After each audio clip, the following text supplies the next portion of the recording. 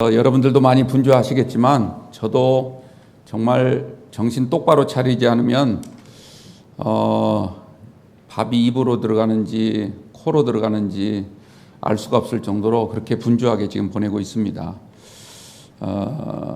조금 전에 광고할 때 제가 위임서 말씀을 드렸는데 어제 교회학교 총회가 있었거든요. 그래서 제가 참석해서 거기서 대표기도 하고 또 나중에 여러 목사님들과 함께 교제를 나눴는데 장로님들 특히 이제 신천장로 투표를 할 때 반드시 이렇게 위임서를 받도록 해라 이렇게 권고를 하시더라고요. 그리고 특별히 장로님들은 반드시 당회에 참석하셔야 되는데 오늘 원대수 장로님께서 피치 못할 사정으로 이렇게 오늘 자리하지 못했습니다. 제가 지난주에 위임서 미리 쓰고 가세요. 그렇게 해서 받아놨습니다. 손인달 권사님한테도 전화해서 위임서 쓰세요 하고 받아놨어요. 뭐라고 말했냐면 만약 위임서 안 쓰고 그냥 당에 쑥쑥 빠지고 그러면 내가 앞으로 집안에 있는 애경사, 결혼이라든지 장례에 광고 안 하겠습니다. 이렇게 강력하게 조치를 했습니다. 물론 꼭 쓰시라는 뜻으로 말씀을 드리긴 한 거지만 당회원의 자격을 스스로 포기한다는 것은 이것은 국민이 국민으로서의 자격을 포기하는 것과 같습니다. 그래서 그런 측면에서 여러분들이 이해하시고 그만큼 당회는 중요하다. 단지 그냥 어떤 회무만 하는 것이 아니고 우리 교회 재산권과 관련된 이런 재산권은 우리가 변동이 없기 때문에 그냥 스킵을 하는 거지만 그러나 그렇게 중대한 회의다라고 하는 그 인식을 여러분들 꼭 갖게 되기를 바랍니다. 자, 좀 무거운 이야기 그만하고 우리 아직 성탄절 되지는 않았지만 옆에 계신 분과 한번 인사 나눴으면 좋겠습니다. 할렐루야. 네, 잘 오셨습니다. 은혜 받으시기 바랍니다. 신약 성경이 네 권으로 복음서가 네 권으로 되어 있죠. 이 네 권의 복음서가 보면 한결같이 예수님은 하나님의 아들이시고 하나님의 아들로서 우리 모든 이 땅의 죄인들을 구원해 주시기 위해서 이 땅에 성육신하셨다라고 하는 사실을 증언하죠. 그 중에 이 마태복음 말씀을 보면 1장 1절 말씀 우리가 너무 잘 아는 말이죠. 아브라함과 다윗의 자손으로 오신 예수 그리스도의 계보라 이렇게 말씀을 합니다. 이 계보라는 말이 헬라어 말로 게네시스라고 해요. 게네시스. 우리가 창세기를 영어로 게네시스라고 하는데 이것은 태초 또는 어떤 기원, 출생 또는 뭐가 시작되었다라고 하는 그런 의미를 갖고 있습니다. 그리고 족보, 계보라고 하는 그런 의미도 같이 갖고 있습니다.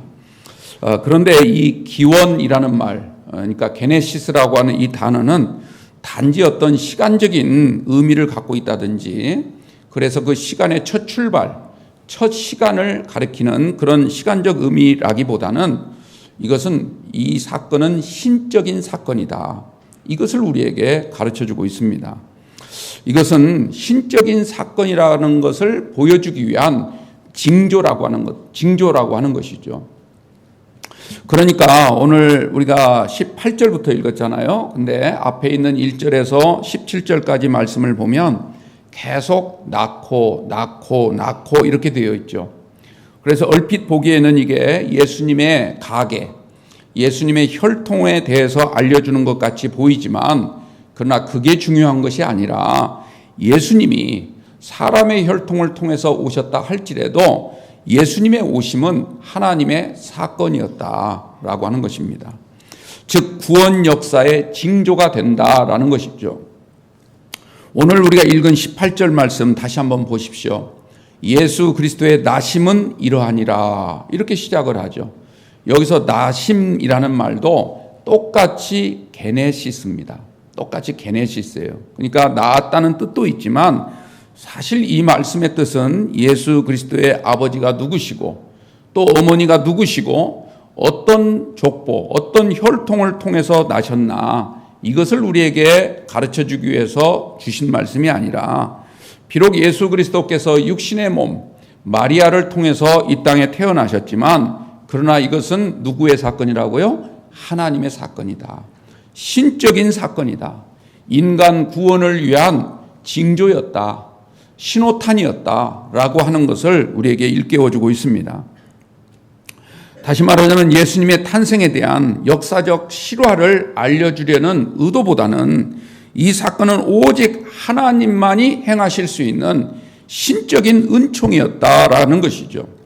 예수님의 탄생은 하나님이 행하신 하늘의 은총이 가장 뚜렷하게 나타난 신적인 사건이었다. 꼭 믿으시기를 바랍니다. 이것이 나심, 즉 계보, 게네시스라는 단어의 의미인 겁니다. 이게 얼마나 중요한 단어입니까? 이 게네시스라는 단어 하나가 인간의 역사 속에 하나님의 신비적인 은총이 나타나게 되었다는 것, 그리고 시작하게 되었다라고 하는 것을 우리에게 알려주고 있는 것입니다.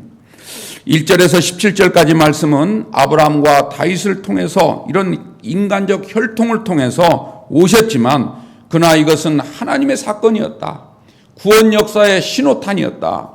그리고 오늘 18절부터 25절 말씀은 그 가운데서도 특별히 마리아와 요셉이라고 하는 부부를 통해서, 그 가정을 통해서 오신 주님, 조금 더 디테일하게 한 가정 속에 들어가셔서 그 가정 속에 임한 하늘의 은총, 하나님의 신적인 역사를 우리에게 말해주고 있습니다.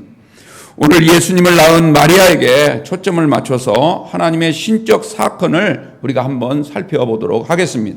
그래서 우리가 지금 강림절을 보내고 있는데 지난주는 밤에 서서 여호와를 송축하라 이 말씀을 가지고 나누었는데 오늘은 예수님의 탄생과 관련돼서 마리아에게 초점을 맞추고 요셉에게 초점을 맞추고 다음 주에는 마리아에게 초점을 맞추고 그리고 25일 성탄절 때는 목자들에게 초점을 맞춰서 예수님의 사건이 왜 신적인 사건이었는가, 왜 하나님의 영적인 은총이었는가를 우리가 한번 깊이 들여다보는 귀한 은혜가 있기를 주님의 이름으로 축원합니다.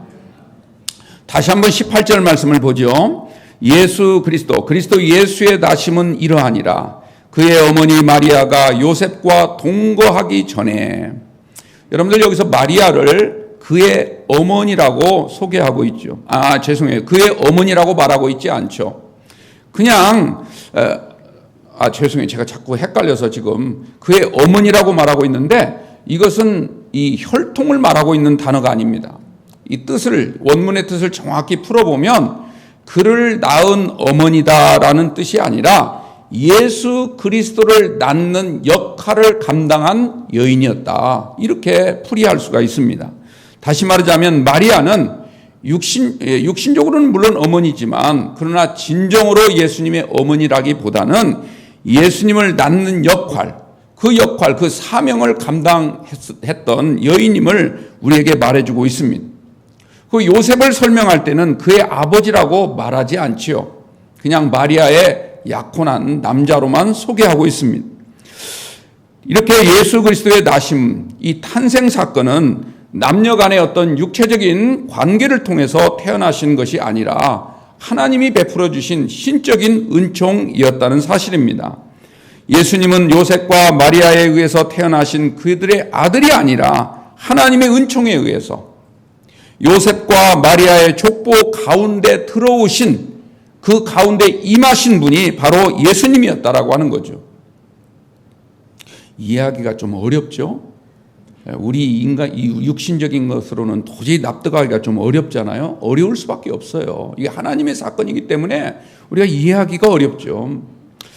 사람의 일이 아니란 말이에요. 이게 하나님이 행하신 일은 우리가 인간적인 생각으로는 도저히 받아들이기가 어려운 그런 일들이 많습니다. 그런데 이 어려운 말을 마태복음에서는, 이 마태는 뭐라고 설명을 하고 있냐면 성령으로 잉태된 것이 나타났더니 이렇게 말하고 있어요. 이 말이 하도 어려우니까 성령으로 잉태된 것이 나타났으니. 그리고 그 다음 19절 말씀을 보면 그의 남편 요셉은 의로운 사람이라 이렇게 말씀을 하죠. 제가 여러 차례 여러분들에게 설명을 드렸지만 성경은 요셉을 의롭다 이렇게 말씀을 했는데 이 의롭다라는 단어, 헬라어로 디카이오스라고 하는 단어를 쓰고 있는데요. 이 디카이오스라는 단어는 우리가 생각하는 의로움, 그러니까 세상 사람들이 말하는 그런 의로움과는 전혀 다른 것입니다. 세상 사람들이 말하는 의로움은 어떤 뜻입니까? 이 땅에 살아갈 때 정직하고 진실하고 정의롭고 그래서 모든 사람들에게 해를 끼치지 않는 삶을 사는 그런 사람을 의롭다 이렇게 이야기를 합니다. 또 나라를 위해서 사회를 위해서 민족을 위해서 정말 자기 몸 하나를 바쳐서 정말 이 나라를 구하는 심정으로 살았던 사람들을 의인이라고 이렇게 부르고 있습니다.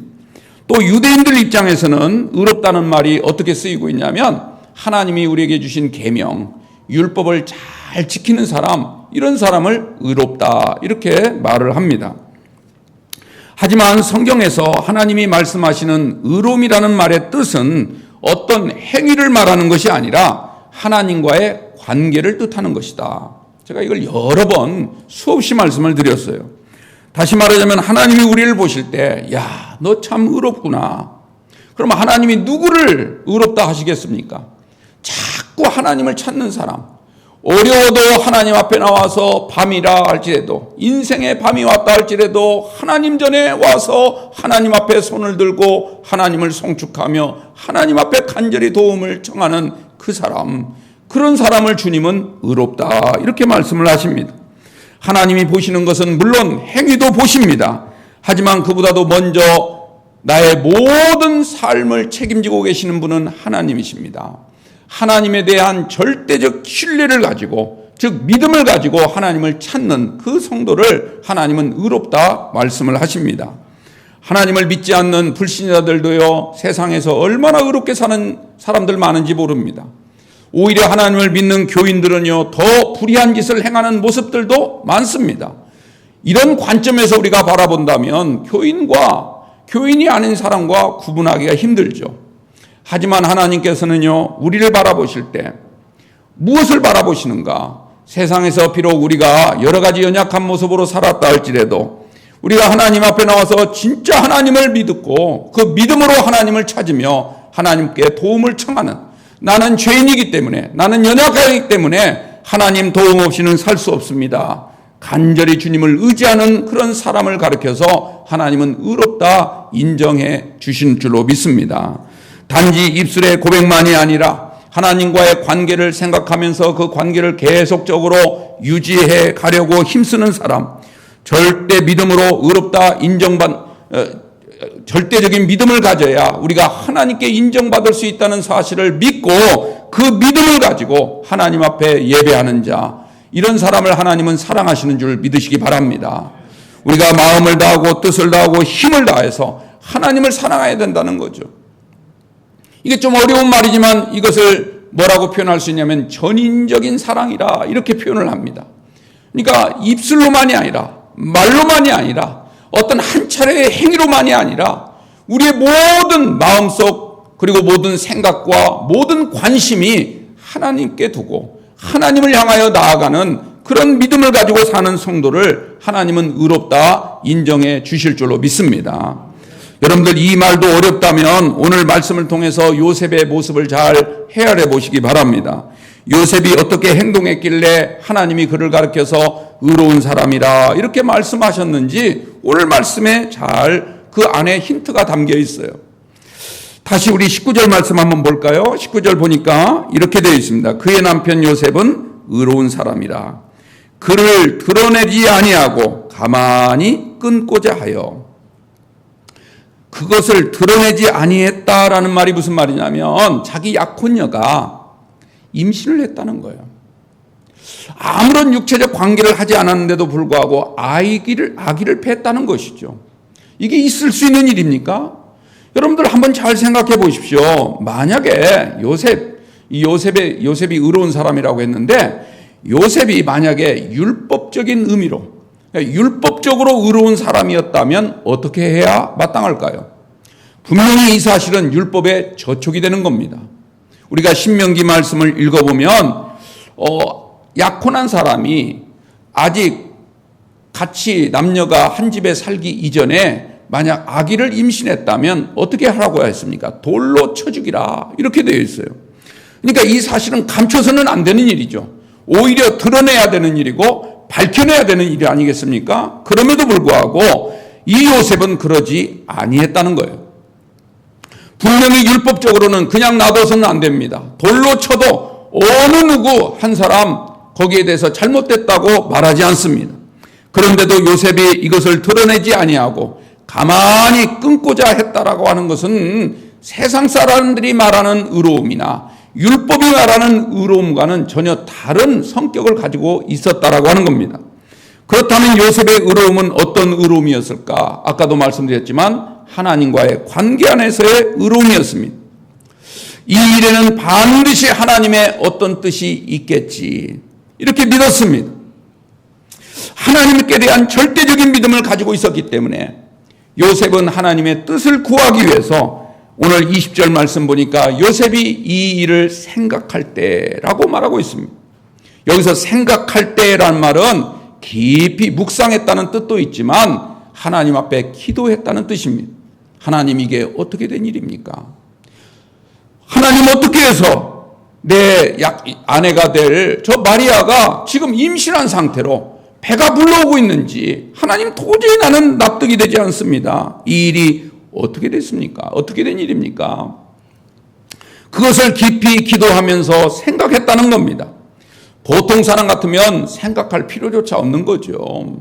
여러분들 상상해 보십시오. 여러분들 가정에 만약 그런 일이 벌어졌다면 요셉은 절대로 그 일에 대해서 흥분하거나 감정적으로 대처하지 않았던 겁니다.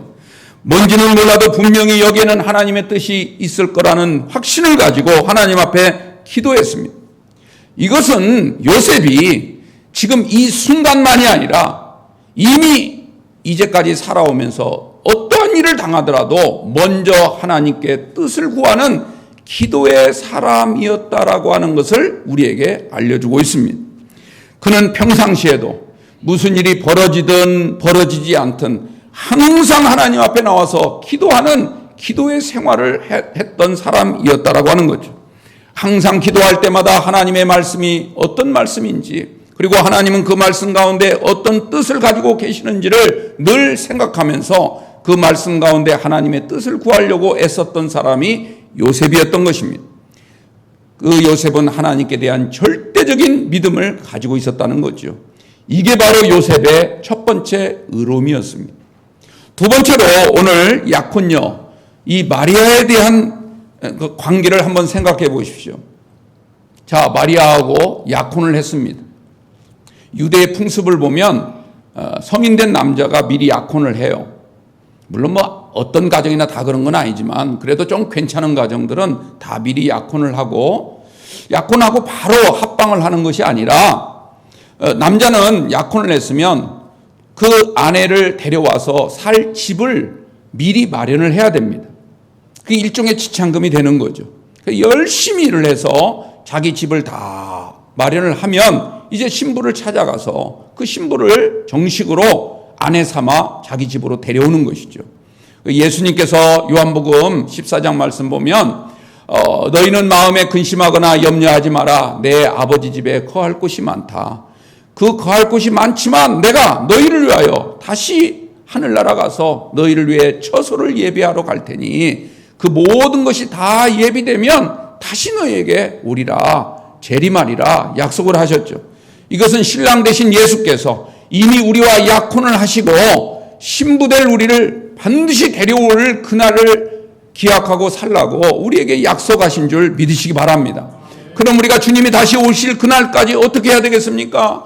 열심히 우리가 등불을 준비하고 이 등불에 불이 꺼지지 않도록 기름을 준비하면서 사는 그런 성도가 되어질 때 그게 슬기로운 처녀가 되고 슬기로운 신부가 되고, 그때 주님이 다시 오시는 날 우리는 영원한 처소, 영원한 주님과의 그런 안식처에 들어가게 될 줄로 믿습니다. 그러므로 지금 우리가 해야 될 일은 열심히 기도하고 열심히 주님 앞에 그 다시 오실 그날을 기대하면서 믿음으로 사는 이런 성도, 이게 바로 기름을 준비하는 일이죠. 꼭 그런 삶을 사는 저와 여러분들 꼭 되시기 바랍니다.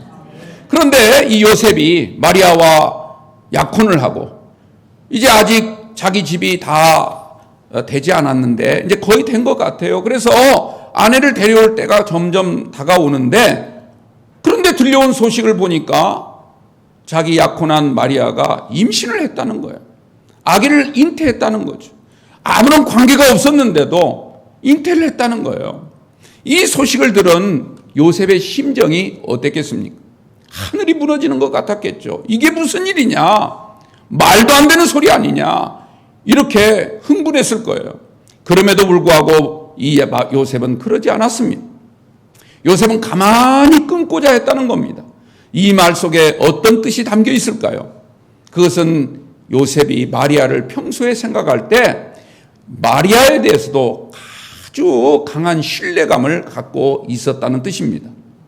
아니, 저 분은 저럴 사람이 아닌데, 저렇게 함부로 처신할 사람이 아닌데, 그래서 마리아가 임신한 사실, 이것은 분명히 객관적인 사실이지만, 분명히 드러난 사실이긴 하지만, 그러나 마리아가 어떤 여자인지 절대로 음행할 여자가 아니고 정혼한 다음에 딴짓할 그런 여자가 아니라는 사실에 대한 믿음을 가지고 있었기 때문에 가만히 끊고자 했다라는 것입니다. 자, 요셉 다시 한번 말씀드립니다. 요셉의 의로움은 어떤 의로움일까? 요셉이 이런 의로움을 가지고 있었기 때문에 하나님께 기도했을 때 20절 그 다음 말씀을 보면 주의 사자가 현몽하게 됩니다. 즉 꿈에 나타나게 되는 거죠. 하면서 그의 주의 사자가 이렇게 말을 합니다. 다윗의 자손 요셉아, 내 아내 마리아 데려오기를 무서워하지 말라.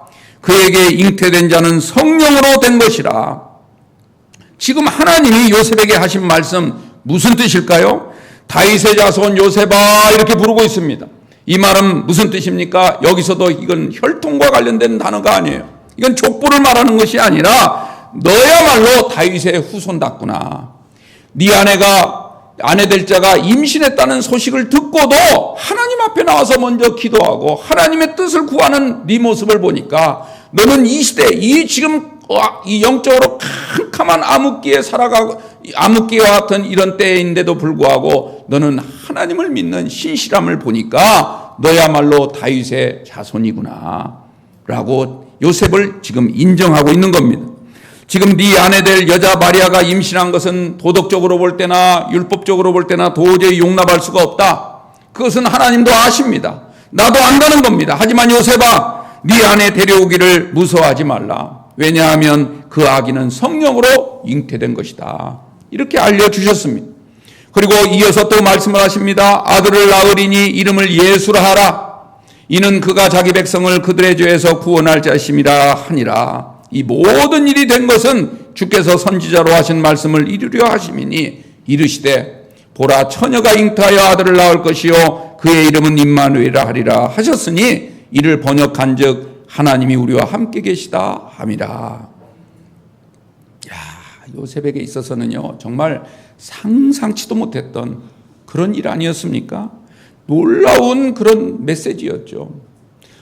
자기와 정혼한 마리아에게 성령을 통해서 잉태되고 그 잉태된 아기가 나중에 우리를 구원할 메시아라고 하는 사실을 이 주의 사자를 통해서 전달받은 요셉의 마음이 어땠을까? 오늘 24절 25절 말씀을 보니까요 요셉이 잠에서 깨었습니다. 그런 다음에 어떻게 합니까? 일어났다고 하죠. 일어났다는 말은 사실 원문을 보면 즉시라는 뜻입니다. 즉시.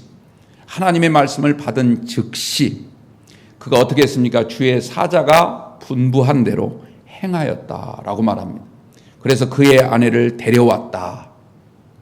그런데 데려왔는데 아들을 낳기까지 동침하지 아니하더니 나음의 이름을 예수라 하니라. 즉 요셉은 지금 꿈에서 주의 사자가 자기에게 명령한 대로 분부한 대로 그대로 즉시 순종했다는 거예요. 여러분들 믿음은 이게 진짜 믿음인 거예요. 먼저 잘 들어야 돼요. 먼저 잘 들으시기 바랍니다. 그 다음에 들었으면 어떻게 해야 돼요? 즉시 일어나야 돼요. 즉시. 꿈을 여기면 안 돼요. 지체하면 안 돼요. 농담처럼 여기면 안 돼요. 가볍게 여기면 안 돼요. 즉시 일어나야 돼요. 그리고 말씀대로 행해야 돼요. 이 세 가지. 첫 번째가 뭐죠? 잘 들어야 돼요. 두 번째는요, 즉시 움직여야 돼요. 즉시. 지체하지 마세요. 내일 합시다 하지 마세요. 내년에 할게요. 아니에요. 어떤 분들은 기도하시다가 1월 달부터 할게요. 아니에요. 그 말 듣는 즉시 하세요. 꼭 1월 달에 할 이유가 뭐 있어요? 나중에 14면 원래 할게요. 아니에요. 즉시 하세요. 그 다음 세 번째 뭐죠? 말씀대로. 내 뜻대로 하지 마세요. 내 형편대로 하려고 하지 마세요. 하나님이 지시한 그대로 하세요.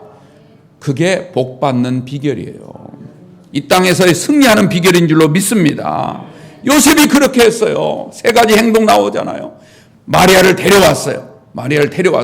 주의 사자가 분부한 대로 마리아를 데려왔어요. 그리고 낳을 때까지, 아들을 낳을 때까지 동참하지 않았어요. 왜? 이건 성령으로 잉태한 거니까. 그리고 아들을 낳았어요. 그러니까 이름을 어떻게 했어요? 주의 사자가 명한 대로 예수라 했어요. 사실 감당하기 힘든 이름이었어요. 감당하기 힘든 이름이었습니다. 그럼에도 불구하고 예수라고 했어요. 이 세 가지 다 하나님이 주신 명령이란 말이에요. 하나님이 주신 명령. 요셉은 하나님이 명령하신 대로 그대로 순종했던 사람인 줄로 믿습니다. 그래서 그가 의로운 사람이에요.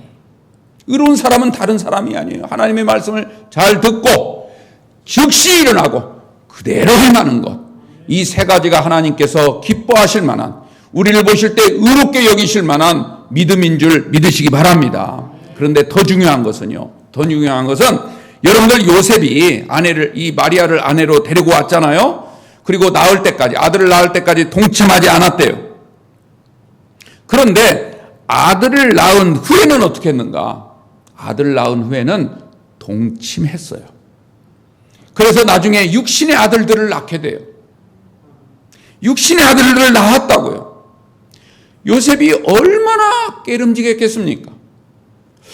아내를 대할 때도 이 카톨릭에서는 이 마리아를 성모 마리아라고 하잖아요. 성모 마리아. 그러니까 성자 예수님과 버금가는, 어떻게 보면 예수님보다도 더 성자처럼 섬기는 그런 모습들도 있어요. 그래서 이 마리아 숭배가 이 카톨릭에서 아주 전형적으로 나타나는 모습인데, 이건 이제 다음 주에 제가 마리아에 대해서 이 얘기 드릴 때 말씀을 드릴게요. 근데 어쨌건 아무리 남편이지만 아직 한 번도 관계하지 않은 아내란 말이에요. 아들을 낳을 때까지. 그런데 그 사이에 이 아들을 낳을 때까지도 이 요셉이 마리아를 바라볼 때 단순히 그냥 내 아내구나, 내 정혼한 약혼녀구나 라고 하는 생각을 가졌던 사람이었는데, 이 주의 사자의 말씀을 듣고 그 다음에 아기를 잉태되고 그 아기가 성령으로 말미암아 잉태되었단 말이죠. 그 아들을 낳았어요. 인류를 구원할 메시아를 낳았단 말이에요.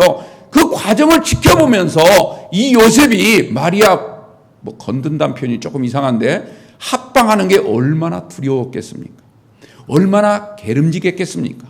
그럼에도 불구하고 요셉은 마리아를 정식적으로 아내로 생각했고 함께 동침함으로써 그 다음에 예수님의 육신의 동생들을 낳았다라고 하는 거죠.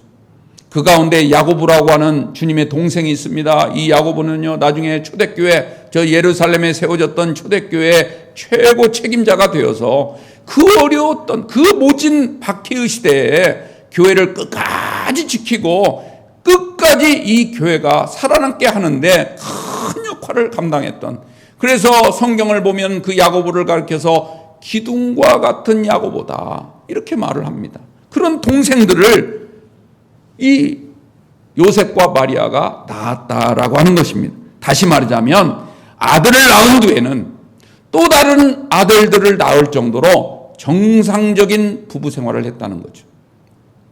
정상적인 가정을 이끌어 갔다라고 하는 것입니다. 다시 말하자면 비록 예수님 메시아를 낳은 여인이었다 할지라도 이 마리아를 아내로서 사랑했고 육신의 자녀들을 낳았고, 그런 과정을 통해서 이 요셉은요 가정을 튼튼하게 지켰던 그런 사람이 바로 요셉이었다라고 하는 겁니다. 이게 쉬운 일입니까? 여러분, 이게 쉬운 일이 아니에요. 이와 같이 요셉의 의로움은요, 첫 번째로는 하나님에 대한 절대적인 믿음이 있었습니다. 그리고 두 번째로는 마리아를 신뢰하고 사랑했습니다. 그리고 세 번째로는요, 그가 마지막 숨을 거둔 날까지 끝까지 자기가 해야 될 역할과 사명을 감당하며 정상적으로 가정을 이끌어가는 호주로서의 그 역할을 잘 감당해 나갔다는 것이죠. 오늘 우리가 하나님으로부터 의롭다라고 하는 칭호를 받으려면 어떻게 해야 되겠습니까? 첫째로는 하나님께 대한 절대적인 믿음을 가지시길 바랍니다. 그리고 우리 주변에 있는 많은 사람들을 더 적극적으로 사랑하시고 더 돌보시고 더 믿음의 관계 속에 사는 저와 여러분들 꼭 되시기 바랍니다.